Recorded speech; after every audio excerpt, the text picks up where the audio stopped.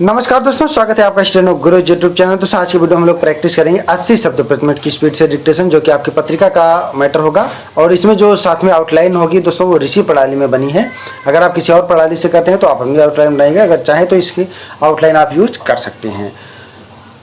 तो पूरे 10 मिनट का डिक्टेशन रहेगा। आप लोग डिक्टेशन को लिख के पहले उसको फिर 5 मिनट पढ़िएगा, उसके बाद उसको ट्रांसक्राइब करिएगा। ट्रांसक्राइब करने के बाद PDF से मैच करा के कमेंट में ज़रूर बताना कितनी मिस्टेक आ रही है, और अपना बहुमूल्य सुझाव हमें कमेंट बॉक्स में जरूर देना, ताकि आने वाले वीडियो में हम और बेहतर कर पाएँ। इसके अलावा दोस्तों, अगर आप डेली डिक्टेशन चाहते हैं तो आप चाहें तो हमारे चैनल का मेंबरशिप ले सकते हैं या हमारे पेड ग्रुप को ज्वाइन कर सकते हैं। अधिक जानकारी के लिए आप हमें मेल कर सकते हैं। हमारी मेल ID है stdforstenographer@gmail.com। तो ज़्यादा समय नहीं लेते, चलिए स्टार्ट करते हैं। उससे पहले दोस्तों, अगर अभी तक आपने हमारे चैनल को सब्सक्राइब नहीं किया तो प्लीज़ सब्सक्राइब करके नोटिफिकेशन बेल ऑन करना, जिससे इंपॉर्टेंट वीडियो आपसे मिस ना हो। रेडी? 5 second, start.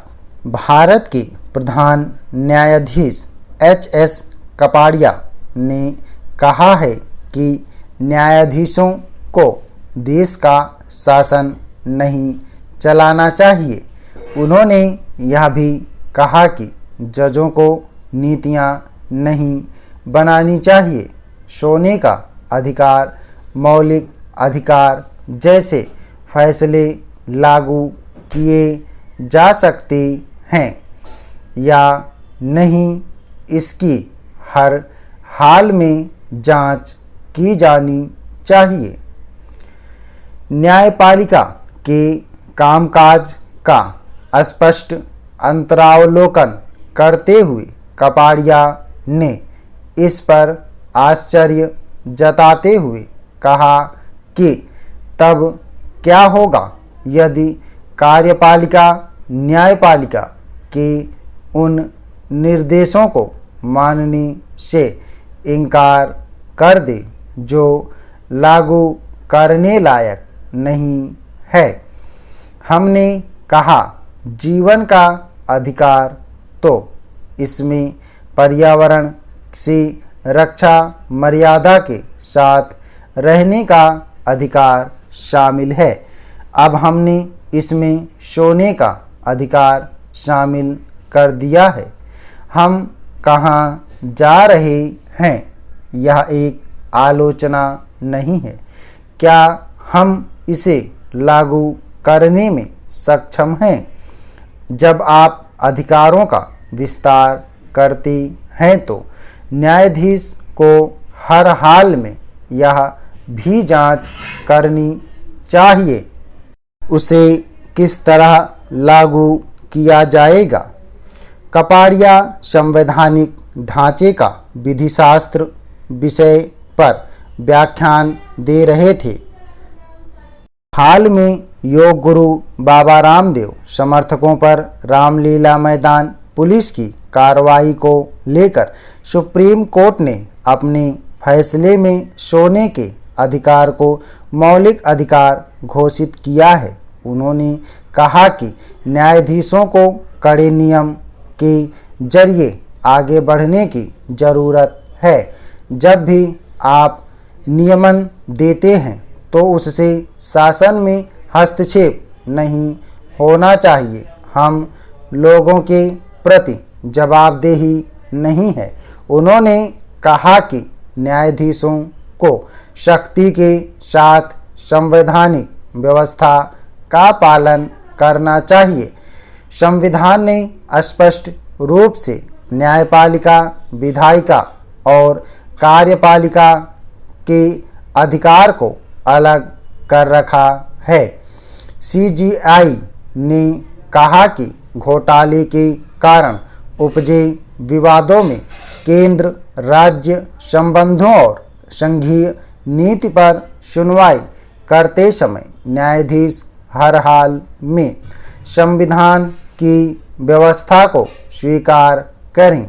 साथ ही यह भी स्पष्ट किया कि वह कोयला घोटाले का उल्लेख नहीं कर रहे हैं। SR बोम्मई मामले में न्यायमूर्ति BP जीवन रेड्डी का उल्लेख करते हुए उन्होंने कहा कि संविधान संघीय नहीं था, लेकिन उसका झुकाव केंद्र की तरफ था। अनुसूचित जाति जनजाति वर्गों के सरकारी कर्मचारियों को पदोन्नति में आरक्षण के मामले में अटॉर्नी जनरल ने सरकार को चेताते हुए जो सलाह दी है उस पर गंभीरता से गौर किया जाना चाहिए।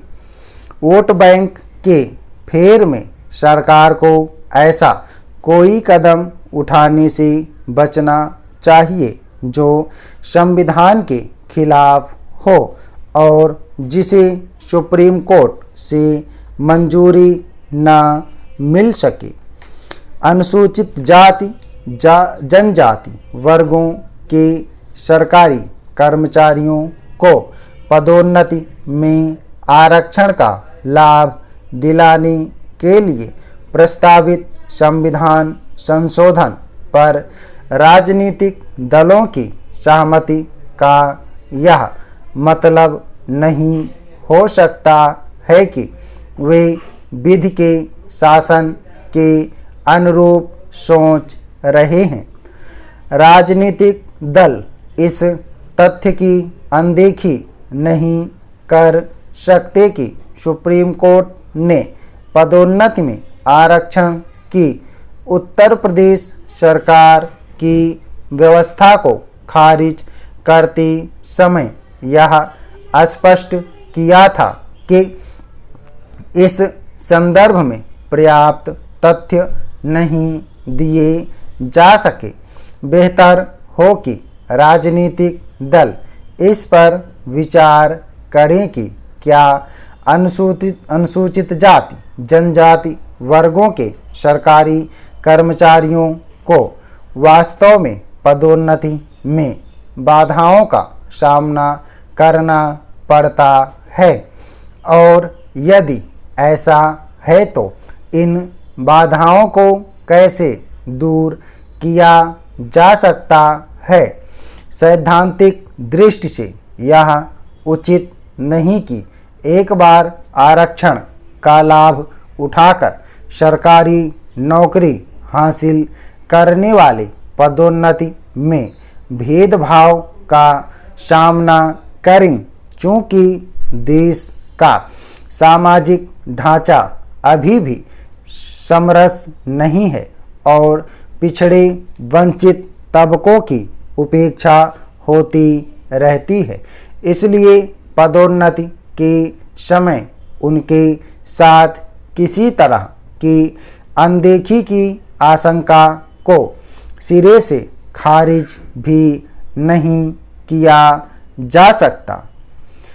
पदोन्नति में आरक्षण की जटिलता को सुलझाने के लिए यह सलाह भी शायद ही समस्या का सही तरह से समाधान कर सके कि अन्य पिछड़ा वर्गों को भी वैसा ही लाभ मिले जैसा अनुसूचित जातियों जनजातियों को देने की पैरवी की जा रही है।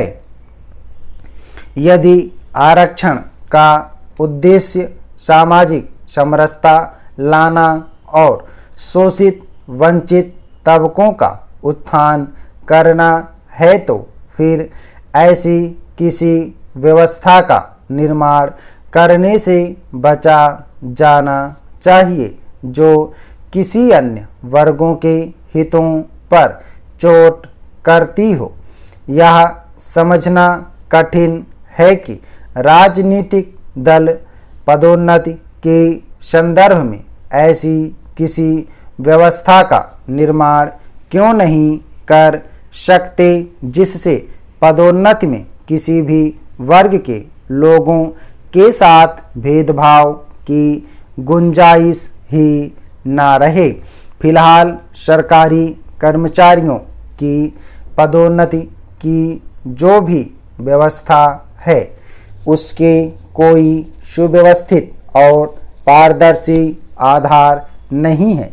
एक बड़ी संख्या में पदोन्नति का निर्धारण शीर्ष अधिकारियों अथवा सत्तारूढ़ नेताओं की दया और कृपा पर निर्भर करती है।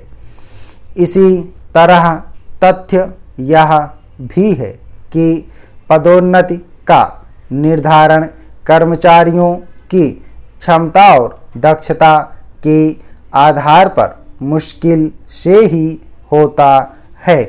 ज़्यादातर सरकारी विभागों में तो एक निश्चित समय के बाद सभी को पदोन्नति देने की व्यवस्था है। बेहतर हो कि राजनीतिक दल और विशेष रूप से सरकार पदोन्नति में आरक्षण के प्रश्न को एक नई व्यवस्था के बजाय पुरानी व्यवस्था में सुधार के माध्यम से ही सुलझाने के बारे में सोच विचार करें। स्टॉप। ओके दोस्तों, आप लोग इसको प्रैक्टिस करिए। सभी लोग मैटर को प्रैक्टिस करेंगे और ट्रांसक्राइब करेंगे 80 शब्द प्रति मिनट की।